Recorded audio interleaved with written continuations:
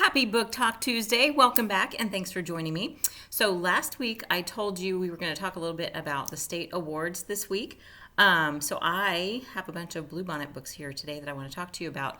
So the Texas Bluebonnet Award is given to a book from a list of Bluebonnet books that librarians across Texas select each year. So it's a list of 20 books that really represent a wide range of literature that are really amazing options for 3rd through 6th graders.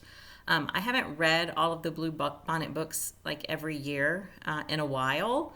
There were a couple years I wasn't a real big fan of the books that were on the list, but the past few years have been amazing, and the ones on the list this year, seriously, I'm reading all of them. I'm going to try and read all of these before school starts because there are really some amazing books on here. So I want to share some with you.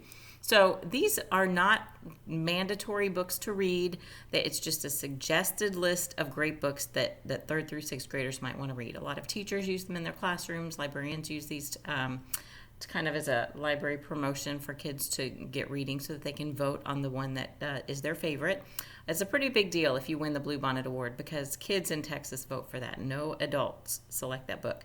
If you do not live in Texas, there is an award list for your state because every state has these that I know of. If they don't, then you should start one. You just start one for your state because you should.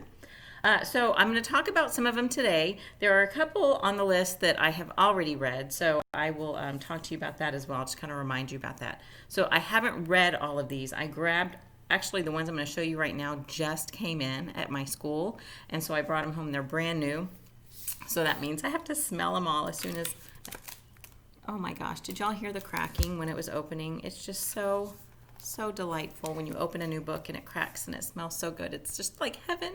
Okay, so I'm just going to hold these up and just read a little blurb to you because I haven't read this yet, but I'm going to. I'm going to read them all. If you go to my school, I want you to keep track of which ones you read this summer because you can vote in January if you have read at least 5 of these books. So in the comments in the description below, I'm going to tell you where you can find a list of all the Bluebonnet books, and there's also a lot of great readers theaters that you can do with your friends for the Bluebonnet books as well.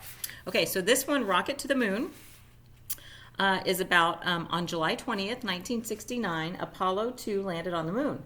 But it wasn't just the astronauts that got us there. This graphic novel explores the people and technology that made the moon landing possible. Find out which bombs burning in the air inspired the writer of the Star-Spangled Banner, why the Russians wanted to launch a dog into the Earth's atmosphere, and how exactly astronauts are able to go to the bathroom while in a rocket far off in space. Do we want to know that? Sure we do. Sure we do. Okay, New Kid. I cannot wait to read this one. I've been waiting for this one for a long time. So New Kid is by Jerry Craft, and actually it won the Newbery. It won the Newbery for sure. It probably has won a whole bunch of other awards because I've heard amazing things about this book. And I was the new kid at lots of schools, so I can probably relate to a lot of things in this book. It says Jordan Banks embarked upon his 7th grade year as a new kid at an elite crosstown Riverdale Academy. He glimpses worldview through the comics he creates, experiences transformation from a neighborhood kid into an academy student along his bus ride to school, feel his frustrations with the injustices he witnesses and experiences.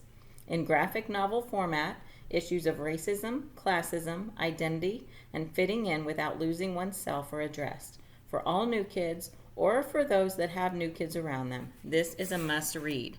Being a new kid a lot, there were many kids that did not even pay attention to me. They knew that I was new. They knew I didn't go to their school before, but they did not bother to make me feel welcome. And I think that is an important thing for us to do when somebody is new in our neighborhood or in our class or at our job. We should be, nice. Hold on, I gotta get a drink of water.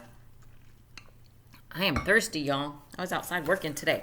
Okay, the next one I want to tell you about is Charlie Hernandez and the League of Shadows. Another librarian in our district just read this, and she wrote something really amazing about it. So I cannot wait to read this. Charlie's abuela, a fantastic storyteller, has raised Charlie on stories centered around Hispanic folklore. Little did Charlie know that while he was enjoying a great story, she was actually preparing him for a showdown between good and evil. When Charlie's parents disappear, it's up to Charlie and a few trusting friends to face some very real mythological creatures in the fight that not only could save his parents but their own lives. And this is going to be a series, so this is the first one in the series. What do you do with a voice like that? This is about Barbara Jordan. Hold on, I missed my pages are out of order. What did I do? Oh, here it is. This is about Barbara Jordan, who is a congresswoman, and it says, even as a child, Barbara Jordan stood out for her big, booming, confident voice. What do you do with a voice like that? You share it with the world. Barbara Jordan spent her career standing up for equality and justice. Her voice has made people sit up, stand up, and take notice for generations. Now her voice will be shared with a new generation and hopefully inspire them to use their own voices and stand up for what they believe in. I think that's particularly important for what is going on in our world today. A lot of people have very strong beliefs about lots of different things, but don't use their voice to express their opinions. They don't express themselves in a way that is helpful to society. So, to be helpful in society, we need to use our voice and take action in a positive way that's going to get people on board.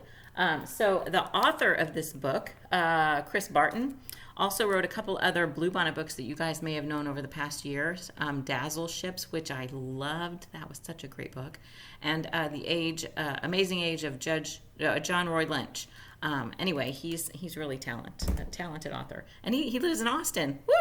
Yay, Austin. Okay. Next, I want to talk to you about the book I just started. I just started listening to this morning. It's called A Wolf Called Wander. And, I mean, seriously, y'all, I don't think I'm even 3 or 4 pages in. I just started it this morning. It says, Swift, a young wolf cub, lives with his pack in the mountains, learning to hunt, playing with his brothers and sisters, and watching over a new litter of cubs. When a rival pack attacks, Swift's family scatters and he is left alone to fend and fight for himself. The book follows Swift's journey as he treks 1,000 miles across the Pacific Northwest, dodging forest fires, hunters, highways, and loneliness before he finds a new home.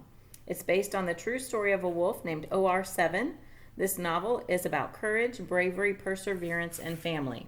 So I'm interested in how they know it's a true story of a wolf because, I mean, I don't think the wolf told them. So I'm curious to know about this, and I'm going to do some research about this wolf named OR7. But it started off just precious. I loved it. Okay, and then the last one I want to talk to you about, oh, no, not the last one. Second to last one I want to talk to you about is a new Martin Luther King book called A Place to Land. I haven't read this book, but I've looked at every single page because I love the illustrator of this book, Jerry Pinkney, is so incredibly talented, y'all. Every time he puts something out, I want to see it because he just is amazing. He's just really, really talented. So this is a book about the I Have a Dream speech, but not necessarily the actual speech. It's about like the night before and the day of the speech and what all he put into writing that speech and getting an end for the speech.